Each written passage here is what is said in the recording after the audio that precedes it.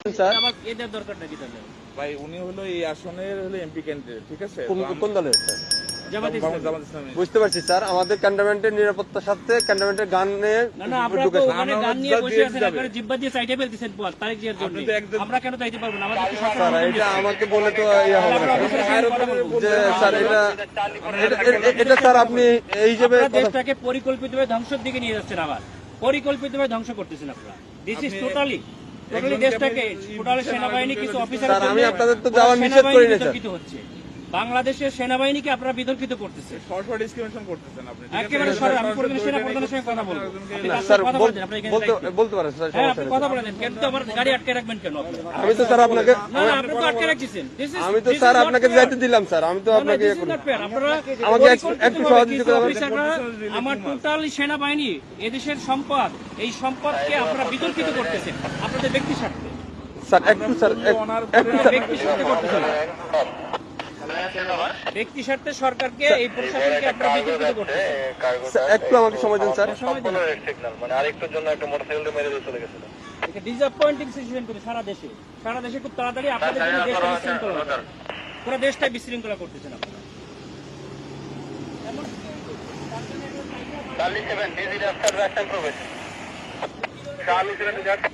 Sir আসসালামু আলাইকুম sir, কপাল নিজাম সালিনান থেকে স্যার।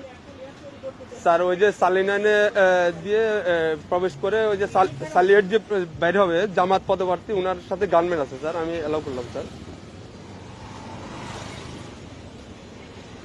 এমপি পদপ্রার্থী, সংসদ পদপ্রার্থী, ওনার সাথে গানম্যান আছে স্যার। আমি তারেক জিয়ার প্রতিদ্বন্দ্বী ডাক্তার এস এম খালেদুজ্জামান বলেন স্যার ওই যে বলেন তারেক জিয়ার প্রতিদ্বন্দ্বী 17 আসনে স্যার ওইটাই উনাকে বললাম স্যার, উনি আমার সাথে আমার সঙ্গে কথা বলেছেন।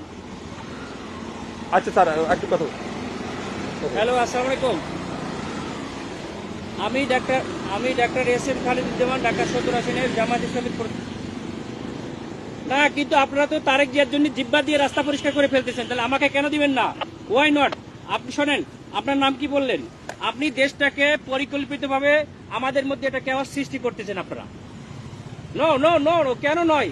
আপনারা দেশটাকে ধ্বংসের দিকে নিয়ে যাচ্ছেন এবং কিছু অফিসার নিজেদের ব্যক্তি স্বার্থ হাসিলের জন্য আমাদের সুপরিকল্পিতভাবে 5 আগস্টের পরে আমাদের দেশটাকে আপনারা ধ্বংস করতেছেন, আমাদের দেশটাকে পুরো ধ্বংসের দিকে নিয়ে যাচ্ছেন আপনারা। আমি সেনা প্রধানের কাছে এটা কমপ্লেন করতে চাই। আপনাদের অফিসারের সঙ্গে আমি কথা বলতে চাই।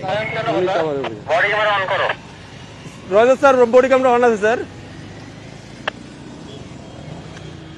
আমাদেরকে নিরাপত্তা দিচ্ছে, আমাদেরকে নির্বাচন কমিশন থেকে নিরাপত্তার জন্য দিচ্ছে গানম্যান, আবার আপনি আমাকে যাইতে দেবেন না কেন?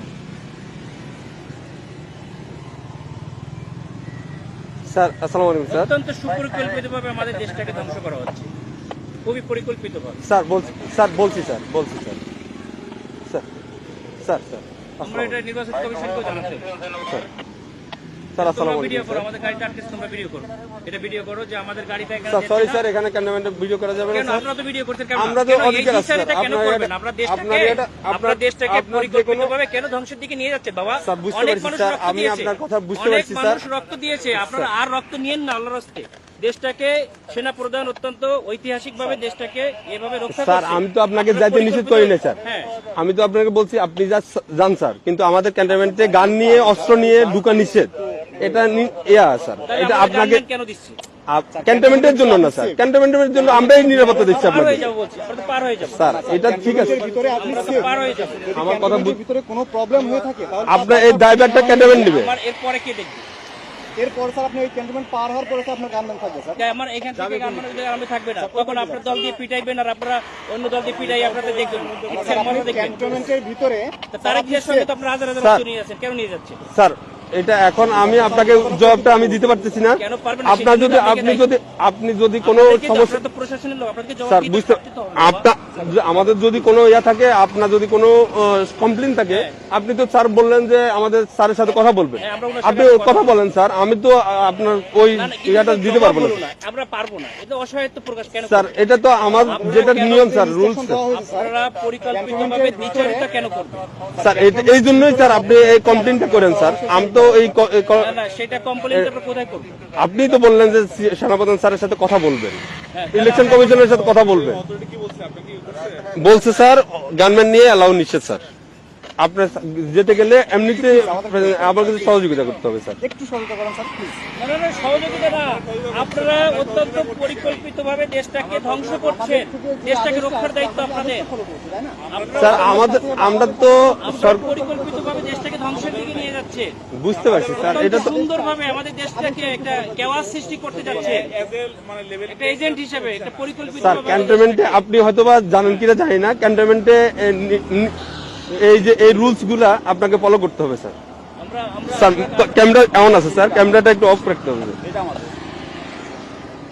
মোবাইলে আপনার ইয়াতে রাখেন, আপনার কথা বলতে কথা বললেন, সমস্যা নাই স্যার। মোবাইল হাতেও রাখা যাবে না। হ্যাঁ রাখা যাবে, আপনি ইয়া করতেছেন স্যার। আপনি যেতে পারবেন স্যার, কিন্তু আপনার যে গানম্যান এই সময় বুঝছেন, স্যার। সময় সবসময় থাকে না, ঠিক আছে? আপনাদের স্যার। সময় সবসময় সমান যায় না। স্যার স্যার বহুত বড় বড় অফিসাররা স্যার। আদর্শে পাশে অফিসে পড়ে আমাদের জায়গা, স্যার আমরা কিছু বলি নাই। স্যার আমরা এরকম কুকুরের মতো পাছাটা হই নাই, স্যার ঠিক আছে? স্যার আমরা এখন গোলামির না না, আপনারা তো না, গোলাম না, হয়ে স্যার, গেছেন। আমরা- আপনারা অলরেডি গোলাম হয়ে গেছেন, ঠিক দেশটাকে আছে। বিক্রি করে দিয়েছেন একটা দলের কাছে, যাও, তুমি দেশটাকে পরিকল্পিত করে গোলাম হয়ে গেছে। আমরা এখন কোথায় কমপ্লেন করবো বলেন? স্যার আপনি আমাকে তো ব্যাক করতে হবে, আমি অস্ত্র স্যার দেয় ওই পাশে যে আপনাদের পিটানি খাবো আমি? কেন আপনারা আমরা পিটাবে আমাদেরকে কেন শুধু আপনারা এই শুধু জগন্নাথে মারামারি করতেছে আপনাদের গাড়ির সামনে ঠেকাইছেন। স্যার এটা তো আমাদের তো বাইরের এরিয়া, এটা সিভিল এরিয়া, এটা তো এখন আমি সিভিল বাইরে এরিয়া। যেয়ে কি করবো? তাহলে আমার গাড়ি নিয়ে এখন ব্যাক করে দেন, আমি ব্যাক থেকে চলে যাই। স্যার ঠিক আছে স্যার স্যার